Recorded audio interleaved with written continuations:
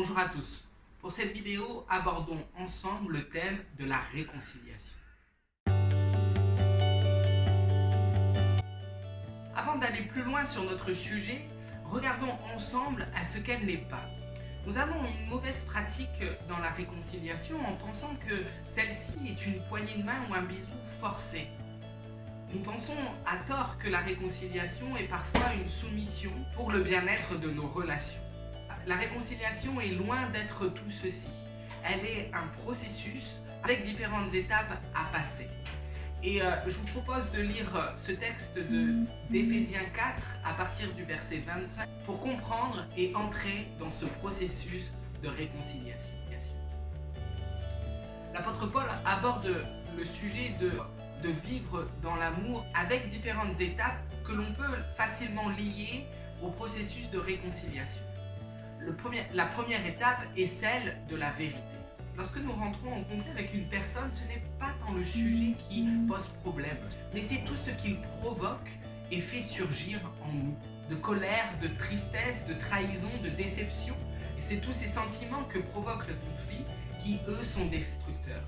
Et c'est pour ça que le premier processus de la réconciliation est d'entrer dans cette vérité de nos sentiments, de ce qu'ils ont provoqué et suggéré en nous. Bien souvent, l'erreur que nous faisons, notamment avec nos enfants, lors d'un conflit, d'une dispute, est de très vite trancher sur qui a tort, qui a raison, sans autant prendre en compte les sentiments des deux parties.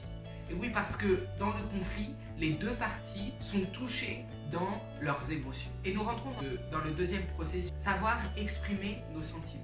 Si nous reprenons le verset de l'apôtre Paul, il nous dit ceci.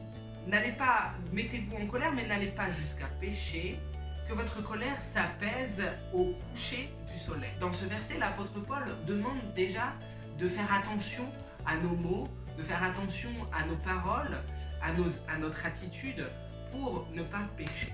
Le processus de réconciliation est avant tout le désir profond de ne pas laisser le péché grandir en nous. L'amertume, la haine, la colère s'installer dans notre cœur et ainsi détruire à tout jamais la relation. Ensuite, l'apôtre Paul nous demande de résoudre le problème avant le coucher du soleil. Si nous le transposons à la réconciliation, pas attendre avant de rentrer dans le processus. L'erreur que nous faisons bien souvent est de très vite vouloir se réconcilier le plus tôt possible et ainsi peut-être faire taire nos sentiments et ne pas s'exprimer clairement, ni même ne pas s'exprimer du tout.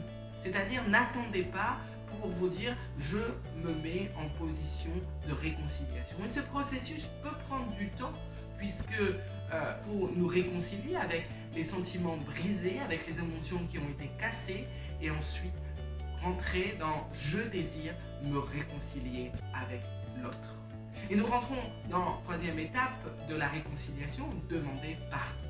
Il est important dans cette réconciliation de reconnaître que nous avons, nous aussi, dit des choses mauvaises, nous aussi nous avons blessé l'autre, nous l'avons cassé dans ses sentiments, nous l'avons déçu, nous l'avons trahi, et il est important de lui demander pardon.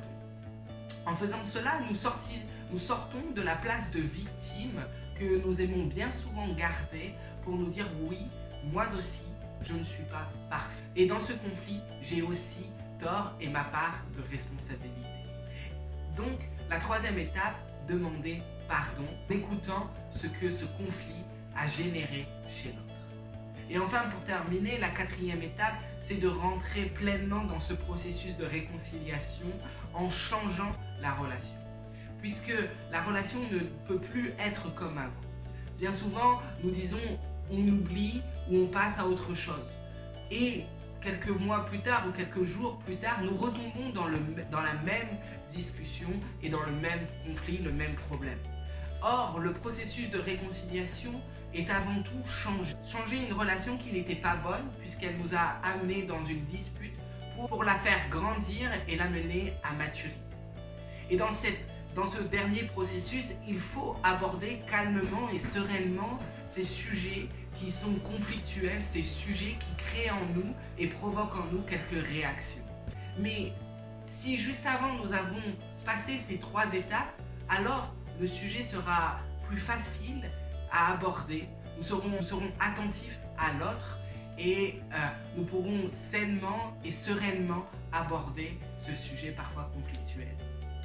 Voilà, la réconciliation est un sujet assez vaste, c'est un processus long, mais que le Seigneur en tout cas nous accompagne dans la paix et dans l'amour pour que nous puissions bien le vivre, mais que surtout nous puissions ne jamais garder en nous amertume ou colère.